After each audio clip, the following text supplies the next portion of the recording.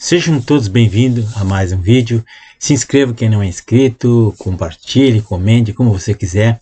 Vamos ver hoje as ditaduras odeiam a verdade, que revela o golpe aplicado à nação. Por isso eles querem censurar e punir quem denuncia. Meus amigos, o Carl Jung, aquele psicólogo, ele dizia assim: a psicologia do indivíduo corresponde à psicologia das nações. As nações fazem exatamente o que cada um faz individualmente, e de modo como o indivíduo age, a nação também agirá. Então, somente com a transformação da atitude do indivíduo é que começa a transformação da psicologia da nação. No livro dele, Psicologia do Inconsciente, primeira edição. Então, meus amigos, vou falar duas historinhas aqui para depois entrar no assunto que é o título do vídeo aí. O Monteiro Lobato, criador da nossa literatura infantil e de obras relacionadas com o regionalismo, ele publicou um livro, Contos das Cidades Mortas, né, e de 1919. Então ele denuncia o abandono do meio rural, a ineficiência da máquina estatal, o desperdício do dinheiro público, a burocracia absurda para uns e a facilidade generosa para outros. Então o Monteiro Lobato, nessa obra, com o humor inigualável que ele tinha, ele criou uma história onde ele aponta a alienação das pessoas que moram no interior do Brasil. Parece que as coisas não mudaram muito de 1920 para cá. Então, no livro Monteiro Lobato, Cidades Mortas, aparece o conto de um homem chamado Um Homem de Consciência, quer dizer, uma pessoa consciente do que ela é, do que ela pode fazer, da sua capacidade, sim, da sua competência.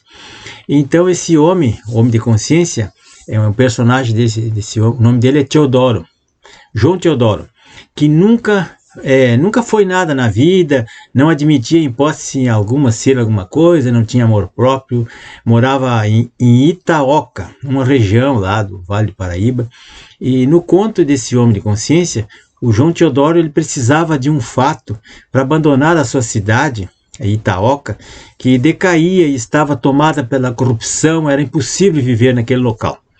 Então o fato aconteceu. Um dia ele foi nomeado delegado, um cargo muito importante na época, né? Uma pessoa que ia prender e soltar os outros, ia exercer perseguições, prisões.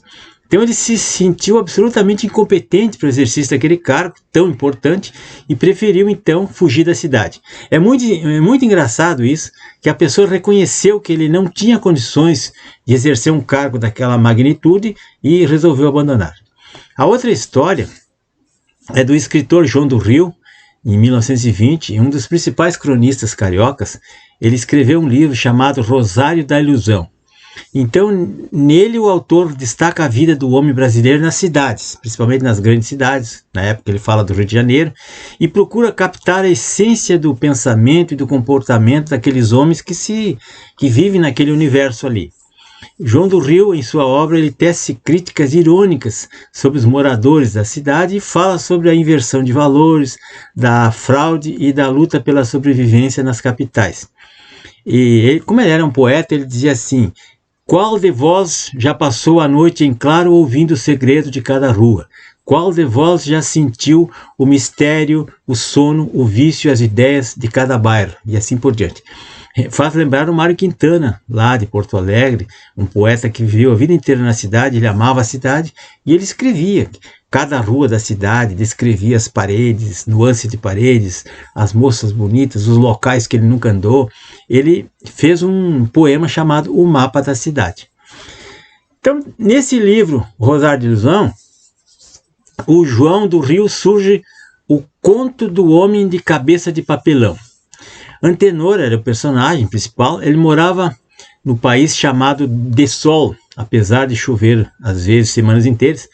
E esse homem não era príncipe, não era deputado, não era rico, não era jornalista.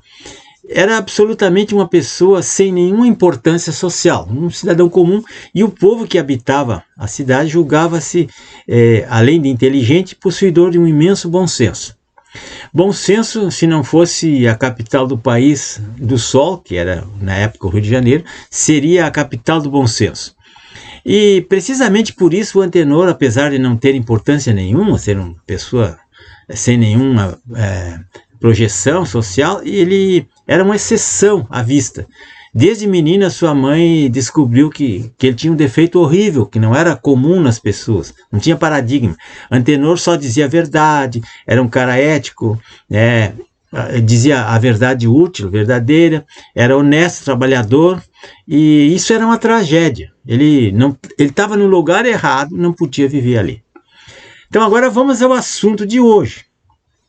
No dia 10 de fevereiro de 1980, um grupo heterogêneo de politiqueiros, formados por militantes da oposição à ditadura militar, sindicalistas, políticos de esquerda, intelectuais, artistas católicos ligados à teologia da libertação, reuniram-se no Colégio Sion, em São Paulo, e fundaram o Partido dos Trabalhadores.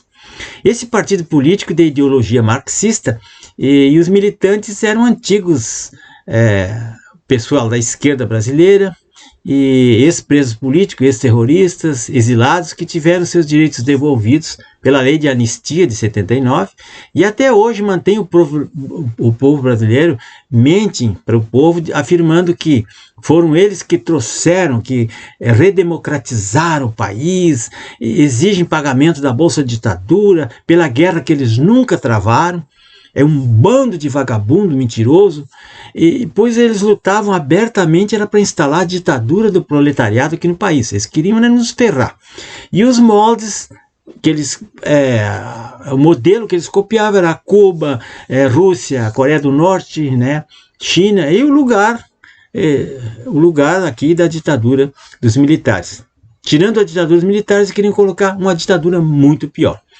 Então, a fundação do PT, lá em 1980, os intelectuais precisavam de um inocente útil, de um marionete, de um ponta de lança, e haviam saturado a sociedade brasileira com a ideologia de esquerda, apossando-se dos jornais, das universidades, da mídia, das escolas de primeiro e segundo grau, se apossaram dos sindicatos, dos movimentos sociais, e estavam prontos para iniciar uma luta pelo poder eterno. Mas, inocente útil, não seria qualquer tipo de inocente. Eles procuravam um malandro, semi-analfabeto, cachaceiro, cheio de palavras ocas, mentiroso, sem escrúpulos, que topasse tudo ligado ao sindicato, um sindicato que tivesse em evidência. E então eles acharam o Molusco e disseram a ele que o verdadeiro fundador do PT, do partido, era ele. E ele acreditou piamente nessa mentira e saiu divulgando mundo afora, que foi ele que criou um partido político, sem nunca ter lido um livro, nem Karl Marx, nem o Marx ele leu, nem Engels, nem o Shakespeare, nem o próprio Monteiro Lobato ele nunca leu.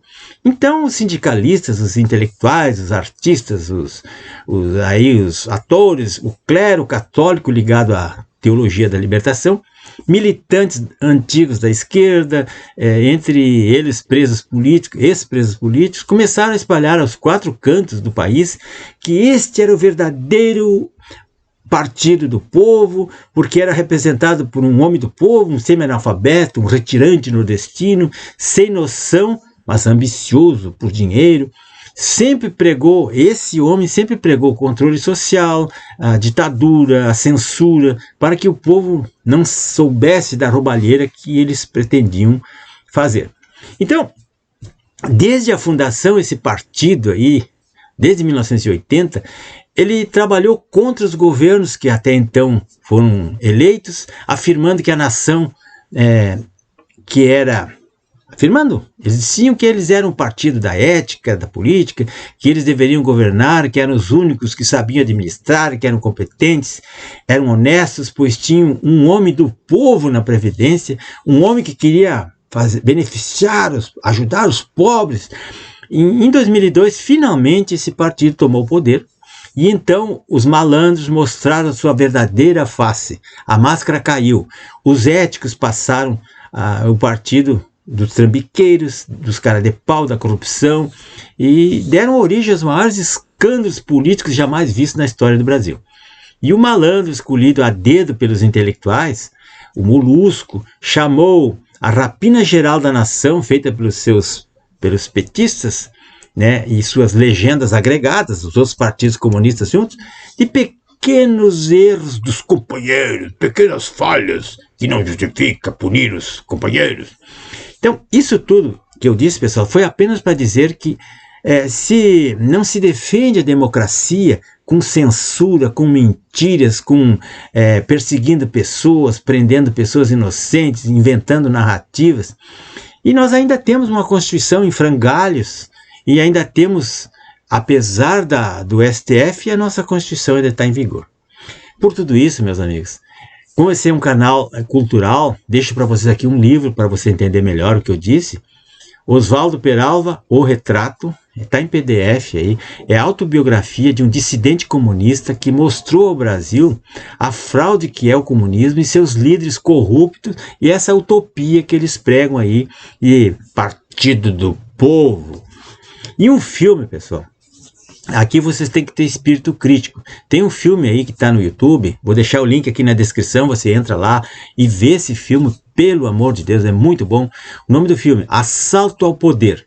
É um documentário, bem longo até, onde a esquerda tenta justificar as barbaridades que eles sempre fizeram, que o Partido Comunista fez ao Brasil, desde 22 até 64, e agora, né?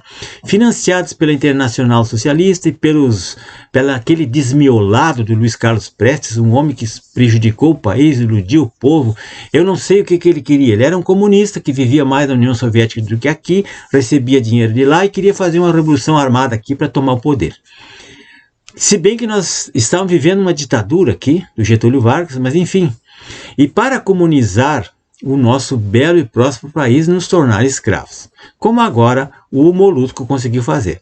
Então veja esse filme sem preconceitos, assim, mas com espírito crítico, porque as narrativas ali expostas, segundo Monteiro Lobato, o Brasil é onde tudo foi e nada é. Então, meus amigos, tudo aqui no Brasil ele é pretérito, e isso se repete, a gente repete a história, parece que a gente não vai ter futuro nunca, a gente está sempre correndo atrás, né? Meus amigos, por favor, vejam o filme então, muito obrigado e até o próximo vídeo.